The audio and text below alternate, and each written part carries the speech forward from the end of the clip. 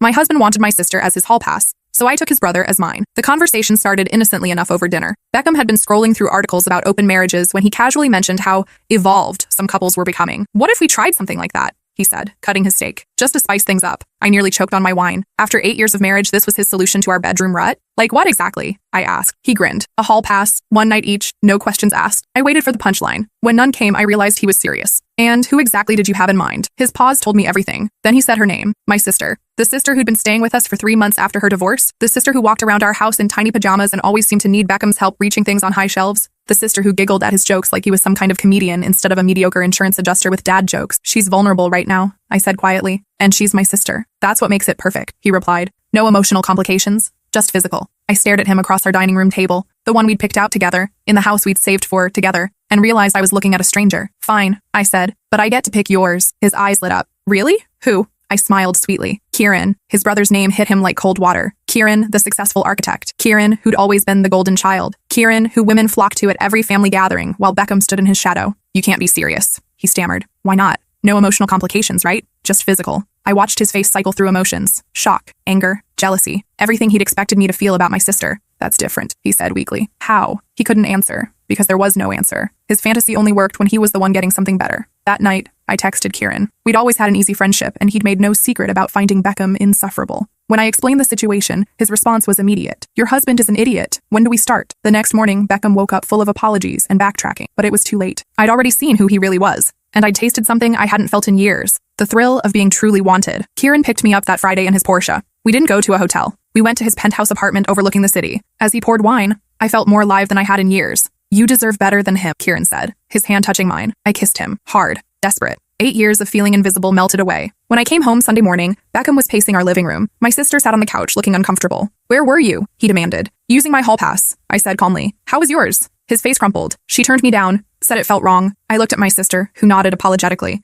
I'm sorry. I just couldn't. Relief and pride washed over me. My sister had standards, even if my husband didn't. So what now? Beckham asked quietly. I pulled out my phone and showed him the video Kieran had sent that morning. His brother, shirtless in bed, saying, Tell my little brother I said thanks for sharing. Beckham's face went white. Now, I said, you learn what consequences feel like. That's when the doorbell rang. Through the window, I saw the process server walking up our driveway with papers that would change everything. The process server was a tired-looking woman in her 50s who'd probably delivered thousands of divorce papers. She glanced between Beckham and me with practiced indifference. Mrs. Haley Cross? She asked. That's me. She handed me a thick manila envelope. You've been served. My sister's eyes widened. Beckham looked confused. Served with what? He asked. I tore open the envelope, though I already knew what I'd find. Kieran worked fast. Divorce papers, I said, scanning the first page. Filed this morning. What? Beckham lunged forward. You can't. We need to talk about this. We did talk. Friday night, you told me you wanted to sleep with my sister. Sunday morning, I decided I wanted a better life. The papers were thorough. Kieran had connected me with his law firm's best divorce attorney, apparently. They were citing irreconcilable differences and seeking an equitable distribution of assets. My sister stood up. Maybe I should go. No, I said firmly. Stay. You're part of this story. Beckham was reading over my shoulder, his face getting redder by the minute. This is insane, he said. You're throwing away 8 years over one conversation? One conversation where you told me you've been fantasizing about my sister. One conversation where you made it clear you think I'm not enough for you. One conversation where you revealed exactly who you really are. But you slept with my brother after you gave me permission, after you suggested it, after you made it clear our marriage was a business transaction where you got to trade up. The process server cleared her throat. Ma'am, you'll need to sign here acknowledging receipt. I signed with a flourish. After she left, Beckham slumped into his favorite recliner, the ugly brown one I'd been trying to get rid of for 3 years. This is really happening, he said quietly. It really is. My sister sat back down looking stunned. When did you plan all this? Saturday morning, I said. Kieran introduced me to his attorney over breakfast. Turns out she specializes in cases where husbands make spectacularly stupid decisions. You were with him all weekend? Beckham's voice cracked. I was. And you know what? It wasn't just physical. We talked. About books, about travel, about dreams. Things you and I stopped doing years ago. That wasn't entirely true. Kieran and I had spent most of Saturday in bed, making up for 8 years of marriage to someone who looked at me like furniture. But we had talked, too. Real conversations that made me remember what it felt like to be interesting to someone. So, what happens now? My sister asked. I looked around our living room, the beige walls I'd wanted to paint, the coffee table covered in Beckham's sports magazines, the wedding photos that suddenly looked like evidence of a crime scene. Now I start over. My phone buzzed. A text from Kieran. How did it go? I typed back. He's been served. Want to celebrate? His response was immediate. Already making dinner reservations. Beckham saw me smiling at my phone. You're really doing this? He said. You're really choosing him? I'm choosing me, I corrected. For the first time in 8 years,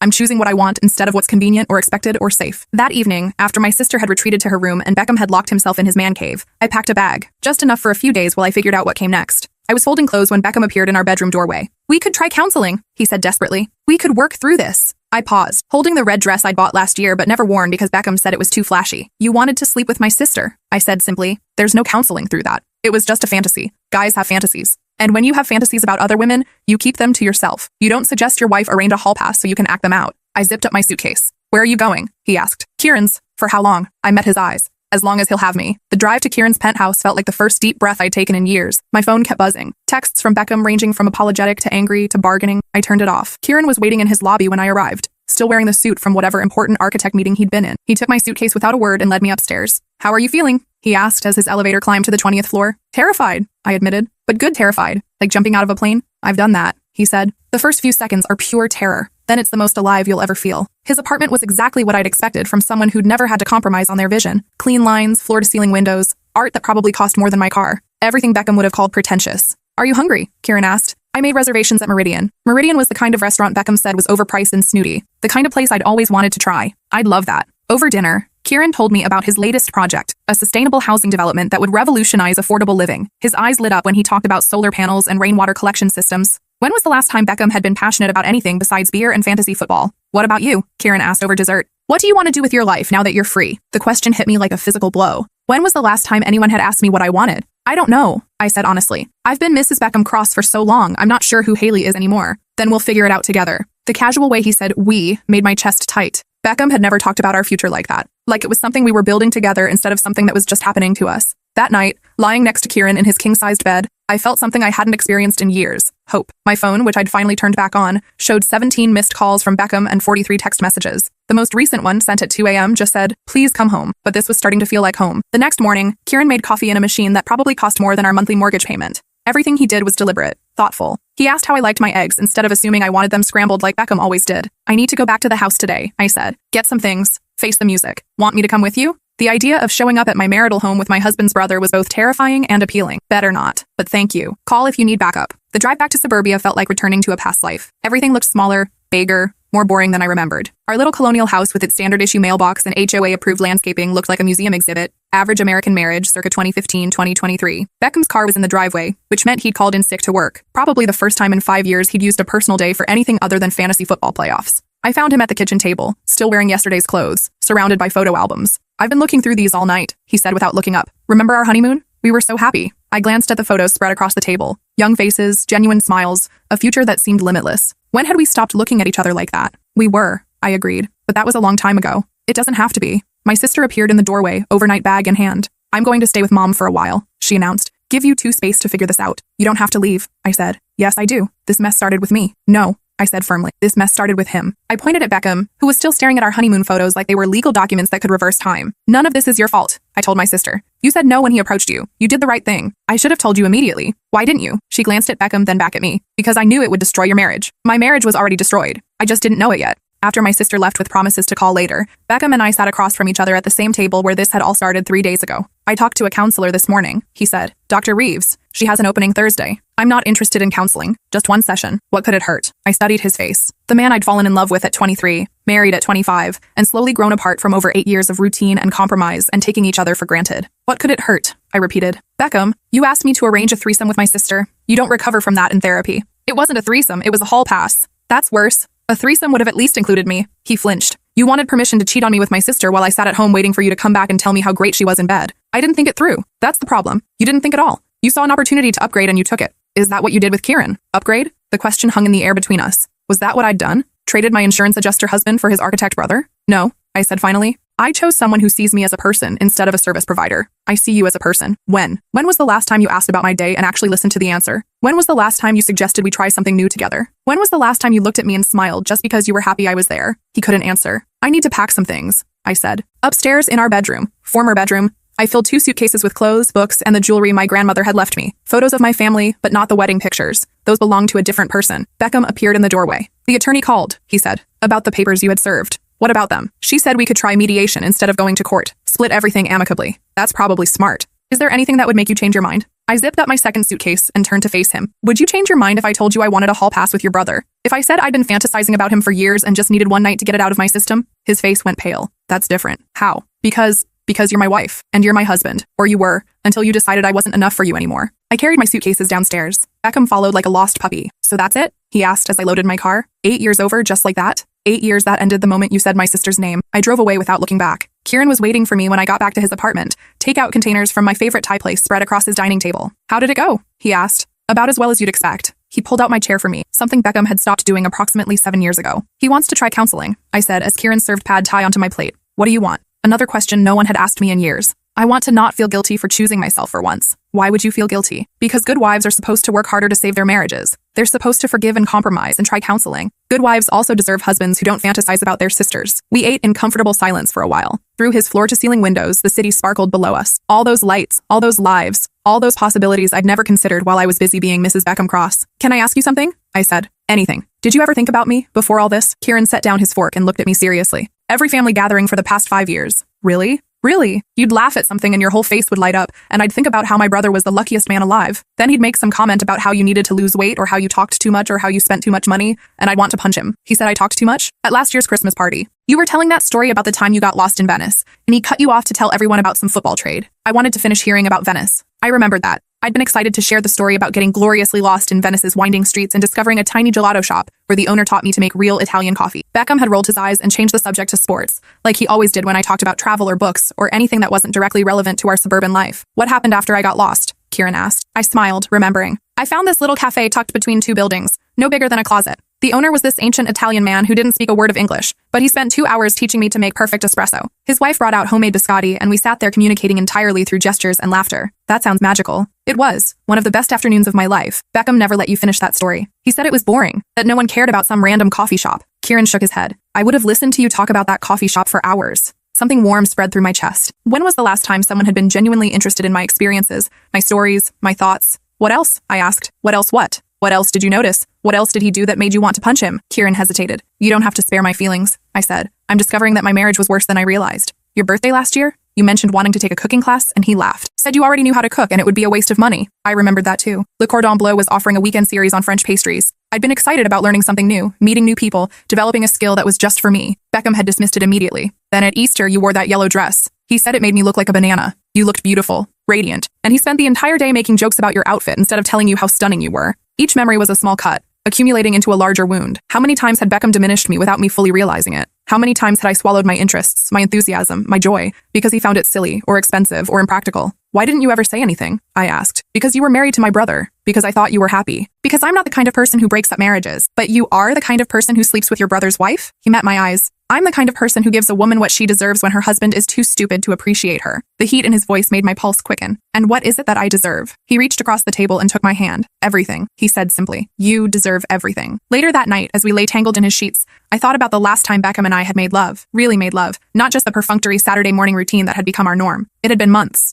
Maybe longer. We'd become roommates who shared a mortgage and a Netflix account. With Kieran, I felt like a woman again instead of a function. My phone buzzed on the nightstand. Another text from Beckham. I keep thinking about our wedding day. You were so beautiful. I was so proud to call you my wife. Can we please try to save what we had? I showed the text to Kieran. What are you thinking? He asked. I'm thinking about the difference between loving someone and being proud to own them. Explain. On our wedding day, he was proud to call me his wife. But when did he last tell me he loved me? Not that he loved having me there to cook dinner and do laundry and remember his mother's birthday. When did he last love me for who I am? Kieran traced patterns on my bare shoulder. I love that you tell stories about getting lost in Venice. I love that you want to learn to make French pastries. I love that you wear yellow dresses even when small-minded people make banana jokes. You barely know me. I know you better than he does. It was true, and that realization hit me like cold water. After 8 years of marriage, Kieran, who I'd seen maybe once a month at family gatherings, understood me better than my own husband. I want to show you something, I said. I retrieved my laptop from my purse and pulled up a folder I'd hidden deep in my files. Photos from the past 3 years. Not the posed family pictures or vacation snapshots that made it onto social media. The real moments. Me at a bookstore, face lit up with excitement over a new novel. Beckham in the background checking his phone. Me laughing at something my friend Lauren said during our girls' night out. Pure joy captured in a single frame. Me in the garden, dirt under my nails, completely absorbed in planting herbs. I'd forgotten Beckham was even taking the picture. These are who you really are, Kieran said, scrolling through the images. Not the woman who apologizes for taking up space. Is that what I do? Constantly. You apologize for talking too long, for wanting things, for having opinions.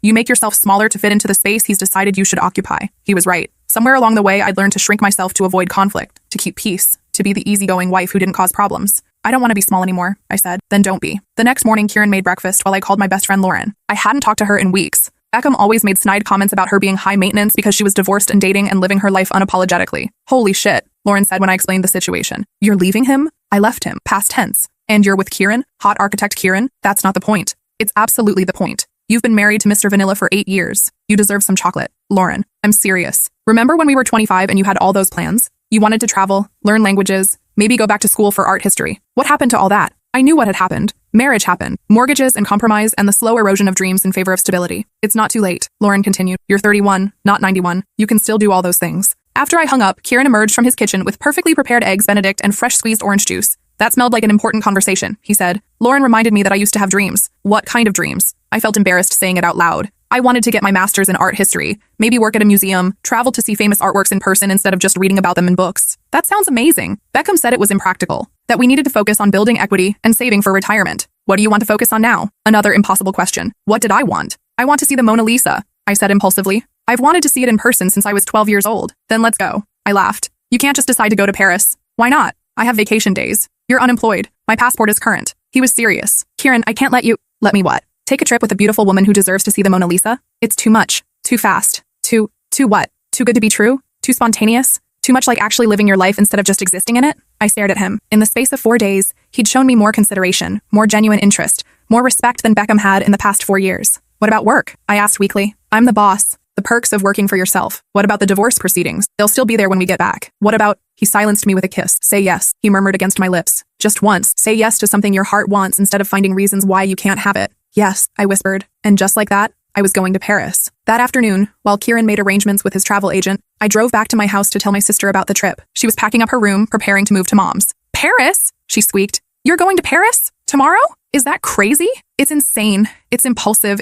She paused, studying my face. It's the happiest I've seen you in years. Really? Really? You're glowing. I caught my reflection in her bedroom mirror. She was right. There was something different about my face, a lightness I hadn't seen since before my wedding. Are you sure about this? My sister asked. About Kieran? About ending your marriage? I'm sure about not staying in a marriage where my husband fantasizes about you. She winced. I still can't believe he said that. Believe it. And you did exactly the right thing by turning him down. What if he tries something like this again? With someone else? Then that's the next woman's problem to solve. I can't stay married to prevent him from making bad decisions. My sister hugged me tight. I'm proud of you, she said, for choosing yourself. Even though it means our family is going to be weird at every holiday forever, especially because of that. That evening, as I packed for Paris, Beckham called. Can we meet for coffee? He asked. Just to talk? I'm leaving for Paris tomorrow. Silence on the other end. With him? Beckham said finally. Yes. For how long? A week. A week in Paris. His voice was flat. On our anniversary. I'd forgotten. Our 8th wedding anniversary was in 3 days. I'm sorry, I said, though I wasn't sure why I was apologizing. Are you really sorry? Or are you exactly where you want to be? It was a fair question. I'm exactly where I want to be, I admitted. Then I guess there's nothing left to say. I guess not.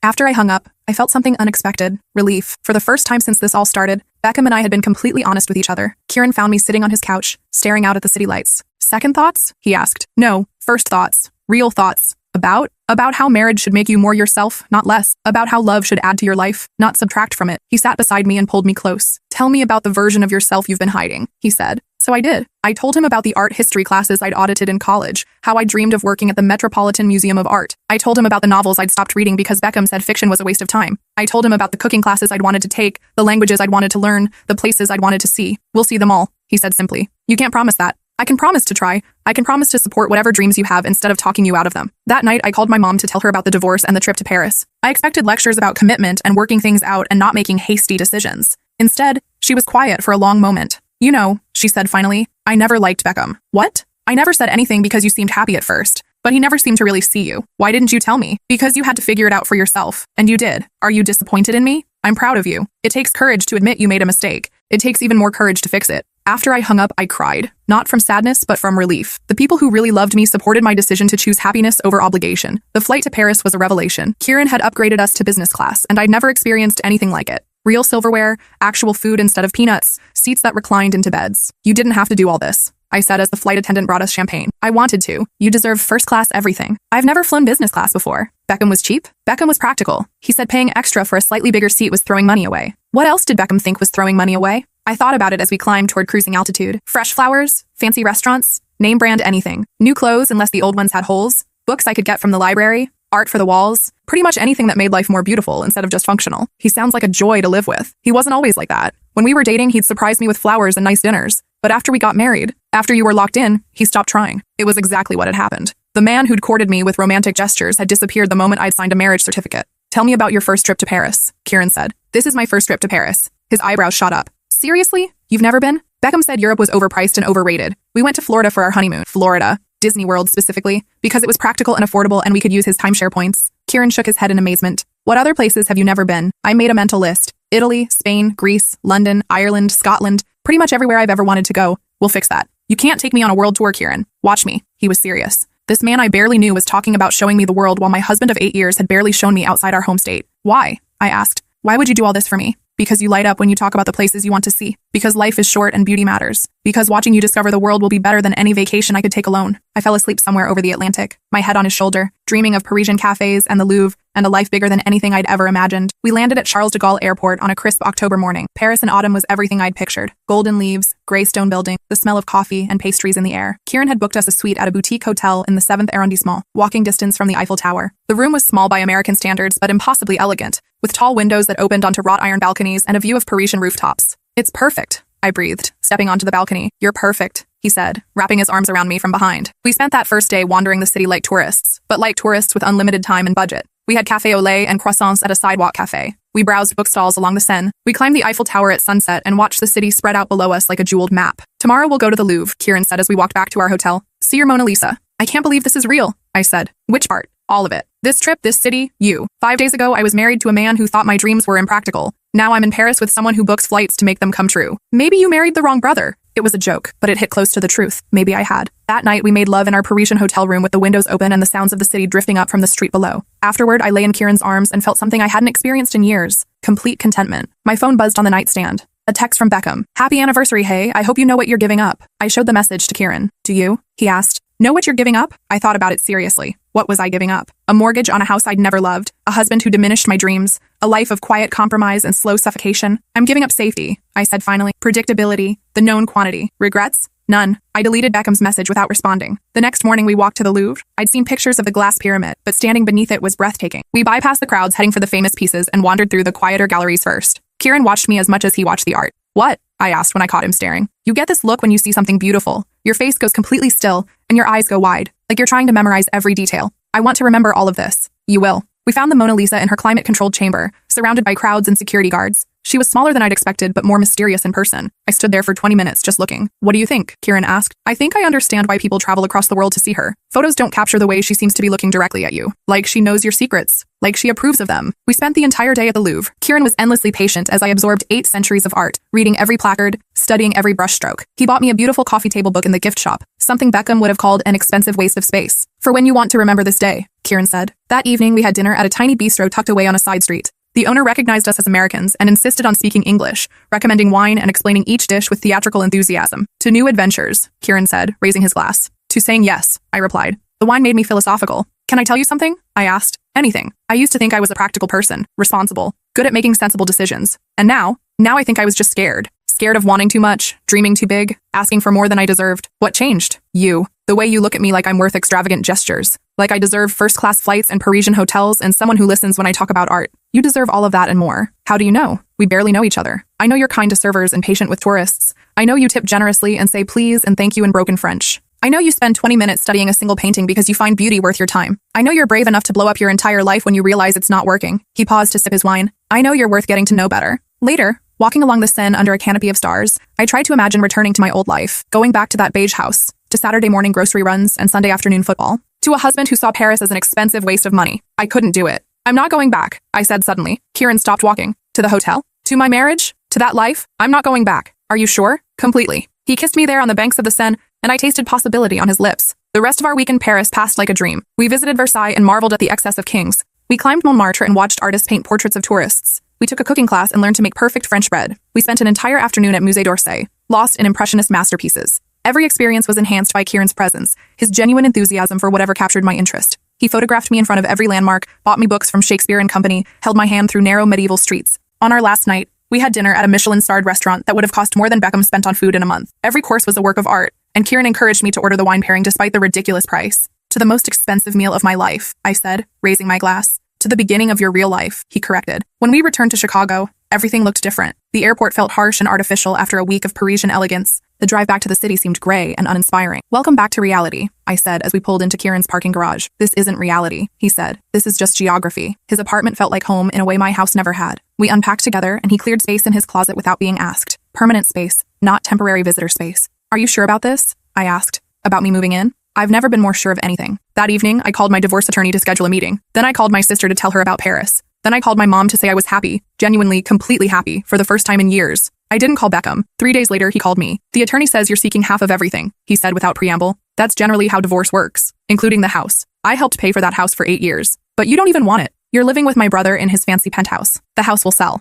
We'll split the proceeds. I'll use my half to start over. Start over doing what? It was a fair question. For the first time in my adult life, I had complete freedom to choose my own path. I'm going back to school, I said. Art history master's program at Northwestern. Silence on the other end. Since when do you want to go back to school? Since always. You just never listened when I talked about it. That's going to be expensive. Good thing I'll have half the proceeds from our house to pay for it. More silence. I can't believe you're throwing away 8 years for some midlife crisis fantasy, he said finally. I can't believe you think getting an education is a fantasy. I can't believe you chose my brother over me. I didn't choose your brother over you. I chose happiness over resignation. I chose growth over stagnation. I chose someone who sees me as a partner instead of a service provider. I never treated you like a service provider. When was the last time you asked about my day and cared about the answer? When was the last time you suggested we try something new together? When was the last time you made me feel like you were lucky to be married to me instead of like I should be grateful you settled for me? He couldn't answer because there was no answer. The papers are fair, I said. Sign them, and we can both move on. What if I don't want to move on? Then you'll be moving on alone either way. I hung up, feeling lighter than I had in months. The divorce proceedings took 6 weeks to finalize. Beckham contested nothing, partly because the settlement was fair,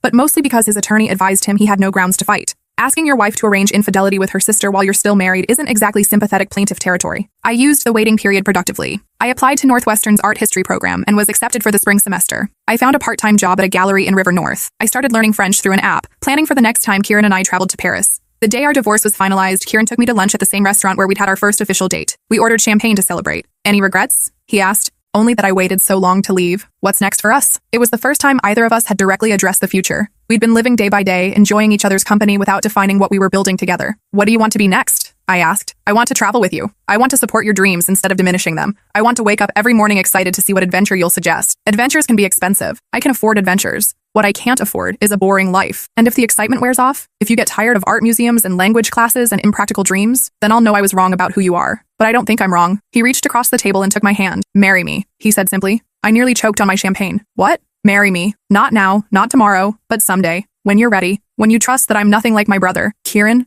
I know it's too soon. I know you just got divorced, but I want you to know my intentions. I'm not playing house with you. I'm not having a midlife crisis affair. I'm falling in love with you, and I want to build a life together. You're falling in love with me? I fell in love with you. Past tense. Probably somewhere between the Louvre and that little bistro where you tried to order dessert in French. I thought about his proposal. Marriage to someone who encouraged my dreams instead of dismissing them. Marriage to someone who planned trips to make my wishes come true. Marriage to someone who saw me as an individual instead of a function. Ask me again in a year, I said. Deal. That Christmas, we hosted Kieran's family for dinner at his apartment. It was awkward at first. I was, after all, the woman who'd left their son and brother for another son and brother. But as the evening wore on, something interesting happened. Kieran's parents started asking me about my graduate program, my job at the gallery, my plans for spring break in Italy. They treated me like a person with interests and opinions, not just as someone's wife. Beckham showed up an hour late with a girlfriend who looked exactly like my sister but 20 years younger. He seemed determined to prove he'd moved on, but his forced laughter and constant phone checking suggested otherwise. How's school? He asked during a rare moment when we found ourselves alone in the kitchen. Challenging, inspiring, everything I hoped it would be.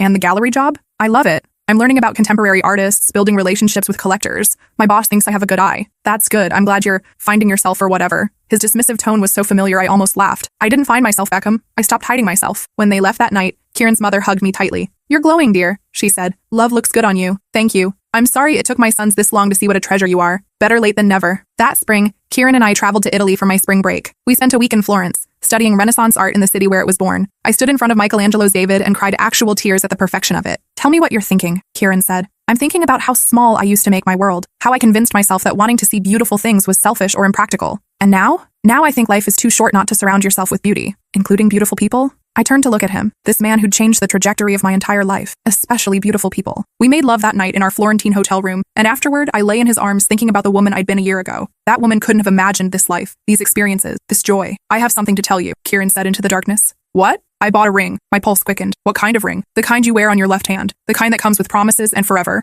Kieran, I'm not asking yet. You said to ask again in a year, and it's only been 8 months. But I wanted you to know I'm serious about building a future together. What kind of future? The kind where we travel to see every museum in Europe. The kind where you finish your master's degree and maybe get your PhD if you want. The kind where we support each other's dreams instead of talking each other out of them. And if my dreams change, then we'll support the new dreams too. I rolled over to face him in the moonlight streaming through our hotel window. I love you, I said. I'm in love with you. Not because you're better than your brother, but because you're perfect for me. Is that a yes to the proposal I haven't made yet? It's a yes to whatever comes next, as long as we're figuring it out together. 6 months later, Kieran proposed properly. We were back in Paris, our city now, standing on the same bridge where I'd told him I wasn't going back to my old life. He got down on one knee as the sun set over the Seine and presented me with a ring that was nothing like the modest solitaire Beckham had chosen for me 8 years earlier. This ring was art. A vintage Edwardian setting with a center diamond surrounded by sapphires, intricate metalwork that belonged in a museum. It reminded me of you, he said. Classic but unique, beautiful but complex, worth taking time to appreciate properly. Yes, I said before he could finish his speech. Yes to marrying you. Yes to building a life together. Yes to whatever adventures come next. He slipped the ring on my finger, and it fit perfectly. Everything about this man, this relationship, this life fit perfectly. We married the following spring in a small ceremony at the Art Institute of Chicago, surrounded by impressionist masterpieces and people who genuinely celebrated our happiness. My sister was my maid of honor. Kieran's best friend from architecture school was his best man. Beckham didn't attend. He'd married his young girlfriend in a quick courthouse ceremony 6 months earlier, apparently determined to prove he could move on faster than I could. According to Kieran's mother, it was already showing signs of strain. Some people learn from their mistakes, she confided during our reception. Others just repeat them with different people. I didn't waste energy thinking about Beckham's new marriage. I was too busy living in my own. For our honeymoon, Kieran and I spent 3 weeks in Greece, island hopping through the Aegean. We swam in impossibly blue waters, explored ancient ruins, and ate fresh seafood while watching sunsets that made me understand why poets had been writing about Greek islands for thousands of years. Where to next? Kieran asked on our last night in Santorini. Home, I said. I want to start our real life together. What does our real life look like? I thought about it as we watched the sun disappear into the sea. It looks like Sunday mornings reading different sections of the newspaper and sharing interesting articles. It looks like cooking dinner together and trying new recipes. It looks like supporting each other's careers and celebrating each other's successes. It looks like growing old together while still saying yes to adventures. Exactly. 2 years later, I graduated with my master's degree in art history. Kieran flew my entire family in for the ceremony, including my parents, my sister, and even my elderly grandmother who rarely traveled. After the ceremony, we had dinner at the best restaurant in Chicago, the kind of celebration Beckham would have considered an unnecessary expense. What's next for Dr. Cross?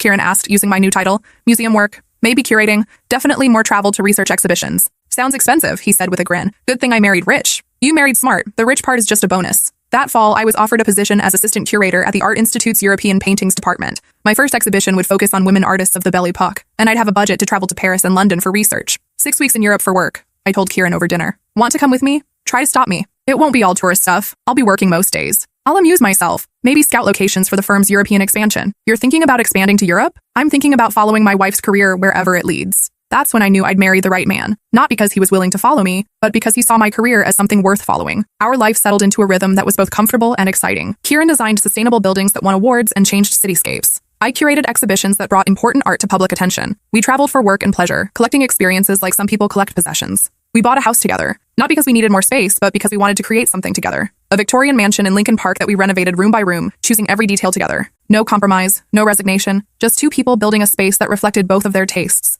The house had a library where I could spread out research materials, and a studio where Kieran could work on personal projects. It had a garden where we grew herbs for the elaborate meals we cooked together. It had guest rooms for the family and friends who visited regularly, drawn by our obvious happiness. 3 years into our marriage, my phone rang while I was preparing for the opening of my Belle Epoque exhibition. The caller ID showed a number I didn't recognize. Hello? Haley? It's me, Beckham. I hadn't heard his voice in over 2 years. What can I do for you? I asked politely. I wanted to congratulate you on your exhibition. I saw the article in the Tribune. Thank you. And I wanted to apologize for everything, for the way our marriage ended, for the way I treated you, for not appreciating what I had. I waited for him to continue. My marriage ended last month, he said. Turns out when you marry someone for their youth and appearance, you don't have much left when the novelty wears off. I'm sorry to hear that. Are you? Really? I considered the question seriously. Was I sorry that Beckham was unhappy? Yes, despite everything. I didn't wish pain on him. Was I sorry that his second marriage had failed? Not really. Some people needed to learn lessons the hard way. I'm sorry you're hurting, I said finally, but I'm not sorry about the choices that led us here. Do you ever think about what might have happened if I hadn't been such an idiot? If I'd supported your dreams instead of dismissing them? No, I said honestly. I don't think about alternative histories. I'm too busy living in the present. You sound happy. I am happy. Kieran's good to you? Kieran sees me, really sees me. He encourages me to be my best self instead of a smaller version of myself. I never meant to make you smaller. I know. But impact matters more than intent. After we hung up, I felt something I hadn't expected. Pity. Not for the choices Beckham had made, but for the life he was living. Still seeking external validation, still measuring success in terms of what others thought, still not understanding that happiness came from building something meaningful rather than possessing something impressive. That night, at the opening of my exhibition, I stood surrounded by the fruits of 3 years of research and planning. The gallery was full of people. Art lovers, collectors, critics, colleagues, all engaged with work I'd brought to light. Paintings by women who'd been forgotten by history, now displayed with the reverence they deserved. Kieran found me standing in front of my favorite piece, a self-portrait by a French artist who'd been overshadowed by her more famous husband during her lifetime. Proud of yourself? He asked, deeply. You should be. This is extraordinary work. A reporter from Art News approached us for an interview about the exhibition. As she asked questions about my research and discoveries, I realized something profound. This was the life I'd been meant to live all along. Not the smaller, safer version I'd accepted during my first marriage, but this expanded,